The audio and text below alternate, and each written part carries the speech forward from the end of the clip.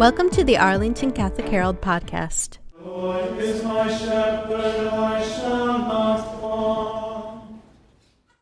In verdant pastures he gives me repose. I'm Mary Stakira Lopez, Social Media Coordinator, and the music you just heard was from Psalm 23, as performed by the choir at St. John the Beloved Church in McLean.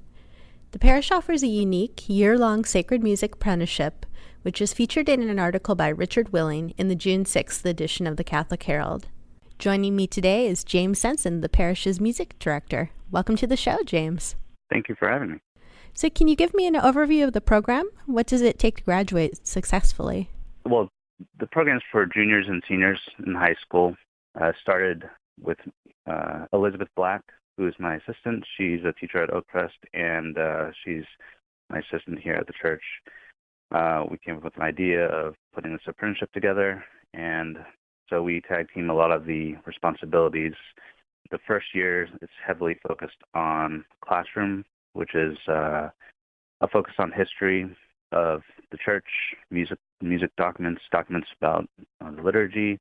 And then in the second year, we really delve into the practical part of the music directing piece, which is conducting, for the organist, being at the organ, playing, directing, communication, library, basically everything that a music director does, scheduling, putting packets of music together, all of that. So this is we're going on to our third year next year, starting in September. We have graduated we have four graduates so thus far, and we have, I believe, four juniors, maybe 5 next year. And as I understand it, they're basically a qualified music director at the end, right? I would say so. They've definitely acquired all the skills to basically lead a choir and lead instrumental organist or pianist, really. So the hope of the entire program was first of all to promote sacred music and sacred liturgy, but also to give the kids the opportunity to understand what the liturgy is about, which is, I think, it's all about formation. It's all about catechesis at this age, and really using their talents and their gifts, both in singing and at playing the organ, to help a parish. And as I understand it, you guys have a really robust Gregorian chant choir there, right? Right. Well, all the music at the parish is Gregorian chant, and then we also do sacred polyphony. So regardless if we're talking about the Latin Mass, the Tridentine Latin Mass in the extraordinary form, or the English Mass in the ordinary form, or the Latin ordinary form, which we do every once in a while, we basically use Gregorian chant exclusively. And can you tell me about the origins of Gregorian chant and what relevance it has for people today?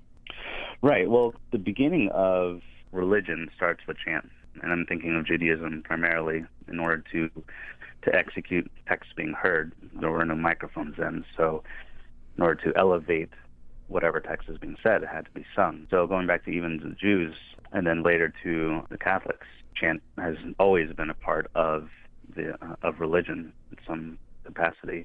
With the divine office, Saint Benedict implementing the divine office and it was really the foundation of the promotion of a routine singing of chant.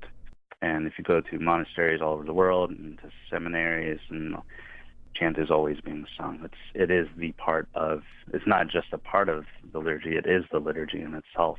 And you look at the Vatican II document, Sacrosanctum Concilium, says explicitly that it is the official music of the Catholic Church.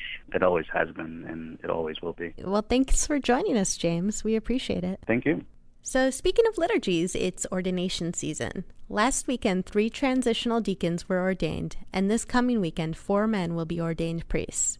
Do pick up a copy of this week's issue, because there are full profiles of each of the future priests, and we'd love for everyone to get to know them a little bit. And you can also follow us on Facebook and Twitter for live coverage of the coming ordination.